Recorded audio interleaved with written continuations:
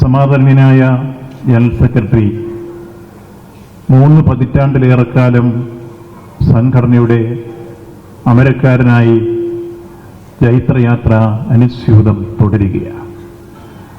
അദ്ദേഹത്തിൻ്റെ general secretary പദത്തിന് സവിശേഷങ്ങളായ ശ്രദ്ധേയമായ ചില രൂപങ്ങളുണ്ട്, തിരിച്ചറിയേണ്ടതാണ്. സാധാരണഗതിയിൽ എല്ലാവരും 56 വയസ്സ് കഴിയുമ്പോൾ പെൻഷനായി എന്നുള്ള ധാരണയിൽ വീട്ടിൽ വിശ്രമ ജീവിതമോ അല്ലെങ്കിൽ മറ്റു വലിയ രൂപത്തിലുള്ള ഉത്തരവാദിത്തങ്ങളൊന്നും ഏറ്റെടുക്കാതെ പലപ്പോഴും ഒതുങ്ങിക്കൂടുന്ന അവസ്ഥയിലേക്കാണ് വരുന്നതെങ്കിൽ ഇവിടെ 56 വയസ്സിന് ശേഷം പൊതുരംഗത്തേക്ക് കടന്നു വന്ന് അദ്ദേഹം ഇന്ന് 30 വർഷക്കാലം പിന്നിടുമ്പോൾ യഥാർത്ഥത്തിൽ വിശ്രമ ജീവിതം അനുഭവിക്കേണ്ട കാലഘട്ടത്തിൽ ഊർജ്ജസ്വലനായി ഒരു നാട്ടിൽ ചരിത്രം സൃഷ്ടിക്കുന്ന രൂപത്തിലേക്ക് അദ്ദേഹം ഈ പദവിയെ കൊണ്ടുവന്ന് എത്തിച്ചു എന്നുള്ളതാണ് ആ രംഗത്തെ. സാധാരണ 56 നിങ്ങൾക്കെല്ലാം അറിയാം, സർക്കാർ സർവീസിൽ കയറുന്ന ഒരാൾക്ക് പെൻഷൻ പ്രായം എത്തുന്നതാണ്. അപ്പോൾ എല്ലാവരും പെൻഷനായി വിശ്രമ ജീവിതത്തിലേക്ക് പോകുന്ന ഒരു ഘട്ടത്തിൽ അദ്ദേഹം രംഗത്തേക്കിറങ്ങി നടത്തിയ അദ്ദേഹത്തിന്റെ ഈ രംഗത്തെ ഉത്തരവാദിത്ത ബോധത്തിലൂന്നിയ പ്രവർത്തനം തെക്കു വടക്ക് തുടങ്ങിയ ഘട്ടം മുതൽ ഞങ്ങൾ ശ്രദ്ധിക്കുന്നുണ്ട്. അദ്ദേഹം ഒരു ദിവസം കാസർഗോഡാണെങ്കിൽ പിറ്റേ ദിവസം പാലക്കാടാണ്, അടുത്ത ദിവസം തൃശ്ശൂരാണ്, അടുത്ത ദിവസം കൊല്ലത്താണ്, അടുത്ത ദിവസം തിരുവനന്തപുരം, ആലപ്പുഴ, ഇങ്ങനെ കേരളം മുഴുവൻ അദ്ദേഹത്തിന്റെ ഈ പ്രായത്തിൽ ഓടി നടന്ന് ഈ സംഘടനയുടെ കൃത്യമായ ചിട്ടയായ പ്രവർത്തനം ഉയർത്തിക്കൊണ്ടുവരാൻ വേണ്ടി ഒരുപക്ഷെ അദ്ദേഹത്തിന്റെ ചുമതലയേക്കുന്ന കാലഘട്ടത്തിൽ കുത്തഴിഞ്ഞൊരു പുസ്തകം പോലെ കിടന്നിരുന്ന SNDP യോഗത്തെ നന്നായി കുത്തിക്കെട്ടി ഒരു പുസ്തകമാക്കി രൂപാന്തരപ്പെടുത്തി അടുക്കും ചിട്ടയുമുള്ളൊരു സംഘടനയാക്കി മാറ്റി SNDP യോഗം ഒരു ശക്തിയായി വളർത്തിക്കൊണ്ടുവരുന്ന രംഗത്ത് നേതൃത്വപരമായ പങ്ക് വഹിച്ചതാരെന്ന് ചോദിച്ചാൽ അത് ശ്രീ വെള്ളാപ്പള്ളി നടേശൻ തന്നെയാണ് എന്നെല്ലാവർക്കും അറിയാം. ആർക്കും ആ കാര്യത്തിൽ ഒരുപക്ഷെ അഭിപ്രായ വ്യത്യാസം ഉണ്ടാവുമെന്ന് എനിക്ക് മാത്രം. രണ്ടാമത്തെ ചരിത്രപരമായ കാര്യം, നമ്മുടെ സംസ്ഥാനത്ത് ഒരു സമുദായ സംഘടനയ്ക്കോ അല്ലെങ്കിൽ മറ്റേതെങ്കിലും രാഷ്ട്രീയ പ്രസ്ഥാനത്തിനോ ഈ 3 പതിറ്റാണ്ട് കാലം ചോദ്യം ചെയ്യപ്പെടാത്ത ഒരു ശക്തിയായി ആ പദവിയിൽ മുന്നോട്ട് പോകാൻ കഴിഞ്ഞ ഒരേ ഒരു വ്യക്തിത്വം ശ്രീ വെള്ളാപ്പള്ളി നടേശനാണ് എന്നുള്ളത് തന്നെയാണ്. അത്തരത്തിൽ ചരിത്രം സൃഷ്ടിച്ചുകൊണ്ടാണ് അദ്ദേഹം ഈ രംഗത്തെല്ലാം മുന്നോട്ട് നീങ്ങുന്നത്. എന്ന് മാത്രമല്ല, നമുക്കെല്ലാം അറിയാവുന്ന പോലെ അദ്ദേഹം SNDP യോഗത്തിലെ അംഗങ്ങളെ കൈപിടിച്ചുയർത്താൻ വേണ്ടി സ്വീകരിച്ചിട്ടുള്ള വൈവിധ്യങ്ങളായ പ്രവർത്തനങ്ങളുടെ ഉള്ളടക്കങ്ങൾ എടുത്ത് പരിശോധിച്ചാൽ സാമ്പത്തികവും സാമൂഹികവും സാംസ്കാരികവുമായ ഉയർച്ച ഈ സമുദായത്തിനുണ്ടാകാൻ വേണ്ടി അദ്ദേഹത്തിന്റെ ഭാവനാസമ്പന്നവും ദീർഘവീക്ഷണത്തോടുകൂടിയ പ്രവർത്തനത്തിന്റെ ശൈലികളാണ് അദ്ദേഹം ആവിഷ്കരിച്ചത്. അതിൽ ഏറ്റവും സുപ്രധാനമായ ഘട്ടം നമുക്കെല്ലാം അറിയാവുന്നതുപോലെ SNDP യോഗത്തിന്റെ നേതൃത്വത്തിലുള്ള വിദ്യാഭ്യാസ സ്ഥാപനങ്ങളാണ്. വിദ്യ കൊണ്ട് പ്രബുദ്ധരാവാനും സംഘടന കൊണ്ട് ശക്തരാവാനും ഗുരു നമ്മെ ഉപദേശിച്ചു. ആ ഗുരുദേവന്റെ ദർശനങ്ങൾ അർത്ഥപൂർണമാകുന്ന രൂപത്തിലേക്ക് വിദ്യാഭ്യാസ രംഗത്തെ കൈപിടിച്ചുയർത്താൻ SNDP യോഗത്തിന്റെ കീഴിലുള്ള വിവിധ സ്കൂളുകളും കോളേജുകളും പ്രൊഫഷണൽ കോഴ്സുകൾ നടത്തുന്ന മറ്റ് വിദ്യാഭ്യാസ സ്ഥാപനങ്ങളുമെല്ലാം ചിട്ടയോടുകൂടി അതിന്റെ പ്രവർത്തനങ്ങൾ ഭംഗിയായി അദ്ദേഹം കൈകാര്യം ചെയ്തുകൊണ്ടാണ് മുന്നോട്ട് വന്നത് എന്ന് നമുക്കറിയാൻ കഴിയും. മറ്റൊരു പ്രധാനപ്പെട്ട കാര്യം, അദ്ദേഹം മൈക്രോ ഫൈനാൻസിന് രൂപം കൊടുക്കുമ്പോൾ അതിൽ ആത്യന്തികമായ ലക്ഷ്യം ഏറ്റവും പിന്നോക്കം നിൽക്കുന്ന പാവങ്ങൾക്ക് സ്വന്തമായൊരു വരുമാനമുണ്ടാവാൻ, സ്വയം തൊഴിൽ കണ്ടെത്താൻ, അതുവഴി വരുമാനമുണ്ടാക്കാൻ, അതുവഴി അവരെ കൈപിടിച്ചുയർത്താൻ കഴിയുന്ന ഒരു വീക്ഷണത്തിലാണ് മൈക്രോ ഫൈനാൻസിന് അദ്ദേഹം രൂപം കൊടുത്തത്. ആ നിലയിൽ നടത്തിയ പ്രവർത്തനം ഈ മേഖലയിൽ വലിയ രൂപത്തിലുള്ള പുരോഗതി ഉറപ്പാക്കാൻ സഹായിക്കുന്ന സാഹചര്യങ്ങൾ സംജാതമാക്കിക്കൊണ്ട് മുന്നോട്ട് നീങ്ങി എന്ന കാര്യത്തിൽ ഒരു സംശയവുമില്ല.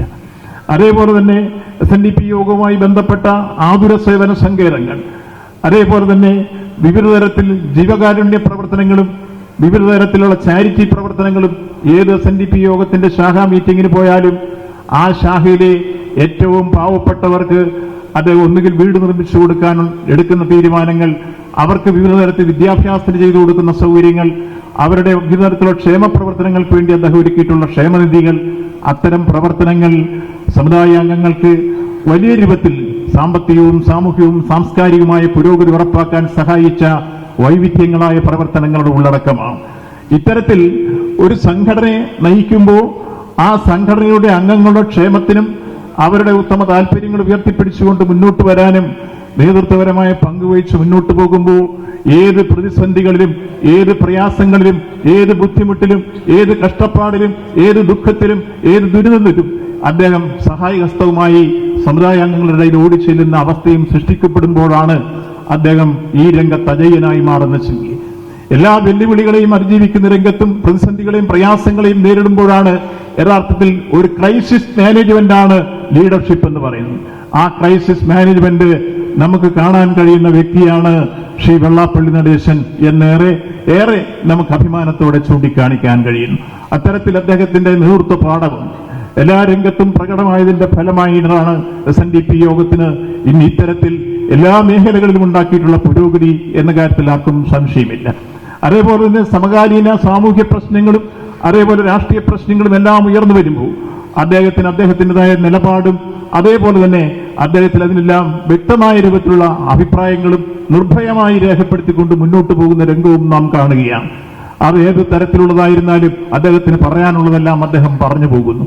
ആ നിലയിൽ എല്ലായ്പ്പോഴും ഈ സംഘടനയെ നയിക്കുന്ന രംഗത്ത് അദ്ദേഹം എടുക്കുന്ന നേതൃത്വ പാഠവും ഒപ്പം ഈ രംഗത്ത് ശ്രീനാരായണ ദർശനങ്ങൾ നടപ്പാക്കുന്നതിന് വേണ്ടി ജാതിഭേദം മതദ്വേഷം ഏതുമില്ല സർവരും സോദരത്തേന വാഴുന്ന മാതൃകാസ്ഥാനമാണെന്ന് 1888 അരിവിപ്രം പ്രതിഷ്ഠയിൽ ശ്രീനാരായണ ഗുരുദേവൻ നടത്തിയ പ്രതിഷ്ഠയും അതിനടിയിലെ ആ കവിതയും അത് പരിശോധിക്കുമ്പോൾ ഇന്ന് ലോക ചക്രവാള സീമകളിൽ പ്രതിധ്വനിക്കുന്ന ഏറ്റവും പ്രധാനപ്പെട്ട സന്ദേശമാണ് ആ സന്ദേശം.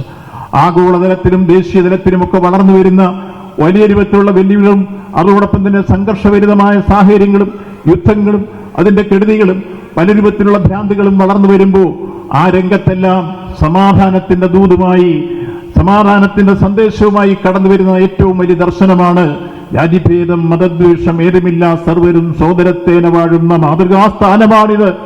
ഒരു ജാതി ഒരു മതം ഒരു ദൈവം മനുഷ്യന് അല്ലെങ്കിൽ അവനവൻ ആത്മസുഖത്തിനായി ചെയ്യുന്നവയൊക്കെയും അവരന്റെ സുഖത്തിനായി വരണമെന്ന് പറയുന്ന ആ വീക്ഷണങ്ങൾ. ഒപ്പം ശ്രീനാരായണ ഗുരുദേവൻ ശിവഗിരി തീർത്ഥാടനത്തിന്റെ രംഗത്ത് കോട്ടയത്തെ തേന്മാവിൻ ചുവട്ടിൽ പാവുമ്പട ക്ഷേത്ര മൈതാനിയിൽ ധ്യാനത്തിലിരിക്കുന്ന സന്ദർഭത്തിലാണ് യഥാർത്ഥത്തിൽ ശിവഗിരി തീർത്ഥാടനത്തിന്റെ ആശയങ്ങൾ അർത്ഥപൂർണമായി രൂപം കൊള്ളുന്നത്. ആ രൂപം കൊണ്ട ദർശനങ്ങളിൽ 8 കാര്യങ്ങൾ മുന്നോട്ട് വെക്കുമ്പോൾ ആ 8 കാര്യങ്ങൾ ഗുരുദേവൻ ചൂണ്ടിക്കാണിച്ച ആ ദർശനങ്ങൾക്ക് വിധേയമായി നിന്നുകൊണ്ടാണ് യഥാർത്ഥത്തിൽ SNDP യോഗത്തിന്റെ ഈ പ്രവർത്തനങ്ങളിൽ മുൻതൂക്കം കൊടുത്തുകൊണ്ട് വിദ്യാഭ്യാസ രംഗത്തായിരുന്നാലും സംഘടനയുടെ രംഗത്തായിരുന്നാലും ശുചിത്വബോധത്തിന്റെ രംഗത്തായിരുന്നാലും അതേപോലെ തന്നെ ശാസ്ത്രീയമായ വീക്ഷണങ്ങൾ ഉയർത്തിക്കൊണ്ടുവരുന്ന രംഗത്തായിരുന്നാലും പരസ്പര സ്നേഹത്തിന്റെയും വിശ്വാസത്തിന്റെയും രംഗത്തായിരുന്നാലും വ്യവസായത്തിന്റെ രംഗത്തായിരുന്നാലും കൃഷിയുടെ രംഗത്തായിരുന്നാലും പരിശീലന രംഗത്തെല്ലാം ആയിരുന്നാലും ഗുരു മുന്നോട്ട് വെച്ച അത്തരം ആശയങ്ങൾ അർത്ഥപൂർണമായി നടപ്പിലാക്കാൻ വേണ്ടി യോഗത്തെ എല്ലാ അർത്ഥത്തിലും പ്രേരിപ്പിക്കുന്ന പ്രവർത്തനങ്ങളിലും നേതൃത്വപരമായ പങ്കുവഹിക്കുകയാണ്. അത്തരത്തിൽ നിന്നുകൊണ്ടാണ് ഈ കാലഘട്ടത്തിൽ SNDP യോഗത്തെ ഏറ്റവും ഭംഗിയായി നയിക്കുന്ന രംഗത്ത് തന്റെ കരുത്തും കർമ്മശേഷിയും പ്രകടിപ്പിച്ചുകൊണ്ട് ശ്രീ വെള്ളാപ്പള്ളി നടേശൻ മുന്നോട്ട് നീങ്ങിക്കൊണ്ടിരിക്കുന്നത്. അദ്ദേഹത്തെ ഈ 3 പതിറ്റാണ്ട് കാലം ഏതെല്ലാം തരത്തിലുള്ള പ്രശ്നങ്ങൾ ഏറ്റെടുക്കാൻ മുന്നോട്ട് വന്നപ്പോഴെല്ലാം അദ്ദേഹത്തിന്റെ മുമ്പിൽ ഉയർന്നു വന്ന ഏത് പ്രതിസന്ധികളെയും വെല്ലുവിളികളെയും അദ്ദേഹം നിഷ്കരണം അതിനെയൊക്കെ നേരിട്ടുകൊണ്ട് തന്നെ കൃത്യമായി ഒരു നേതൃത്വ പദവി എന്ന രൂപത്തിൽ ആ ക്രൈസിസ് മാനേജ്മെന്റിൽ പൂർണ്ണാർത്ഥത്തിലും ലക്ഷ്യത്തിലും വ്യാപ്തിയിലും നിന്നുകൊണ്ട് അദ്ദേഹത്തിന് മുന്നോട്ട് നീങ്ങാൻ കഴിയും.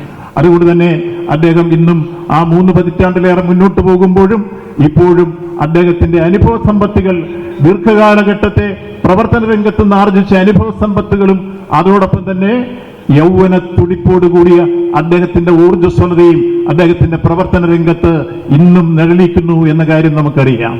ഏത് പ്രശ്നങ്ങളിലും അദ്ദേഹം ഓടിയെത്തുന്നു. ഈ പ്രായത്തിലും എല്ലാ പ്രശ്നങ്ങളിലും സംയോജിതമായി സന്ദർഭോചിതമായി ഇടപെടാൻ കഴിയുന്നു. അതേപോലെ തന്നെ സമുദായത്തിന്റെ നാനാതരത്തിലുള്ള പ്രശ്നങ്ങൾ കൈകാര്യം ചെയ്ത് മുന്നോട്ട് പോകുന്നതിന് വേണ്ടി ദീർഘവീക്ഷണത്തോടെ ഭാവനാസമ്പന്നമായി അദ്ദേഹം ഈ പ്രവർത്തനങ്ങളുമായി എല്ലാം നീങ്ങിക്കൊണ്ടിരിക്കുന്നു. അതിനെല്ലാം സഹായിക്കുന്ന രൂപത്തിൽ നമുക്കറിയാം അനുഗ്രഹീതമായ അദ്ദേഹത്തിന്റെ കുടുംബത്തിൽ ശ്രീമതി പ്രീതി നടേശൻ ഇന്ന് ഈ വേദിയിലുണ്ട്. എല്ലായ്പ്പോഴും അദ്ദേഹത്തിന് ഏത് പ്രതിസന്ധികൾ വന്നാലും ആ പ്രതിസന്ധിയുടെ ഘട്ടത്തിലെല്ലാം കൂടെ നിന്ന് ഒരു കുടുംബവും അദ്ദേഹത്തോടൊപ്പം ഈ പ്രവർത്തനങ്ങളിലെല്ലാം മുന്നിട്ട് നിൽക്കുന്നു എന്നുള്ളതിന് അദ്ദേഹത്തിനേറെ അനുഗ്രഹീതമായ ഘടകങ്ങളാണ്.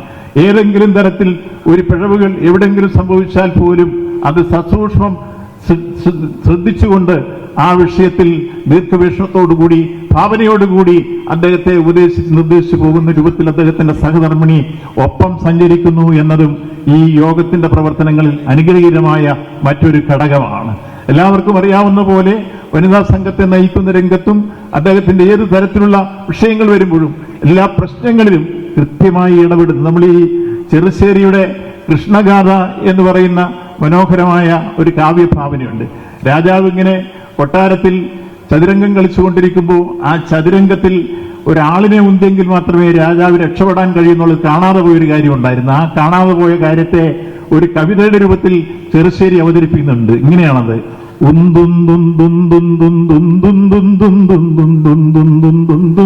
ആളെയുണ്ട് എന്ന് പറഞ്ഞാൽ ഈ ആളെ ഉന്തിയെങ്കിലേ രാജാവ് ചതുരംഗത്തിൽ ജയിക്കൂ എന്ന കാര്യം പറഞ്ഞു കൊടുക്കുന്നതിന് പകരം കുട്ടിയുടെ താരാട്ടുപാട് കുട്ടി ഉറക്കിക്കൊണ്ടിരിക്കുകയായിരുന്നു. ആ താരാട്ടുപാടി മനോഹരമായി വളരെ ഡിപ്ലോമാറ്റിക്കായി രാജാവിനെ ആ ചതുരംഗത്തിൽ വിജയിപ്പിക്കാൻ എടുക്കുന്ന സമയോചിതമായ സന്ദർഭോചിതമായ ഒരു സമീപനമാണ് കൃഷ്ണഗാഥയിലൂടെ ചെറുശ്ശേരി അവതരിപ്പിക്കുന്നത്. അതാണ് വളരെ മനോഹരമായി നമ്മുടെ പ്രീതി നടേശൻ ഏത് സമയത്തും എപ്പോഴെങ്കിലും ചെറിയ കാര്യങ്ങൾ വന്നാൽ ഈ തരത്തിൽ നമ്മുടെ ജനറൽ സെക്രട്ടറിക്ക് ആ പോരായ്മകൾ കൂടി പറഞ്ഞു കൊടുക്കാൻ കഴിയുന്ന രൂപത്തിലേക്ക് അനുഗ്രഹീതമായ ഭാവനയും ധാരണയോടെ കുടുംബിനി കൂടിയുണ്ട്. ആ നിലയിൽ എല്ലാ അർത്ഥത്തിലും 3 പതിറ്റാണ്ടിലേറെ കാലം സമ്പന്നമായ അദ്ദേഹത്തിന്റെ ഉന്നതമായ സാമൂഹ്യ ജീവിതത്തിലും അതോടൊപ്പം തന്നെ കുടുംബജീവിതത്തിലും വ്യക്തി ജീവിതത്തിലുമെല്ലാം ഈ പദവി അദ്ദേഹം വലിയ രൂപത്തിൽ ഇന്ന് കരുത്തോടുകൂടി നയിച്ചുകൊണ്ട് മുന്നോട്ട് പോകുന്ന ഈ ഘട്ടത്തിൽ അദ്ദേഹം ചോദ്യം ചെയ്യപ്പെടാത്ത ശക്തിയാണ്. ഇനിയും അദ്ദേഹത്തിന് ദീർഘ ആയുസ്സോടുകൂടി നമുക്കൊരുപക്ഷെ അദ്ദേഹത്തിന്റെ നവതിയും അതുപോലെ ശതാബ്ദിയുടെ കാലഘട്ടത്തിലുമെല്ലാം അദ്ദേഹത്തിന് വലിയ രൂപത്തിലുള്ള ആയുസ്സോടുകൂടി ഈ സംഘടനയുടെ ഉന്നതസ്ഥാനീയരായിരുന്നുകൊണ്ട് മുന്നോട്ട് പോകാൻ കഴിയട്ടെ എന്ന് ആശംസിച്ചുകൊണ്ട്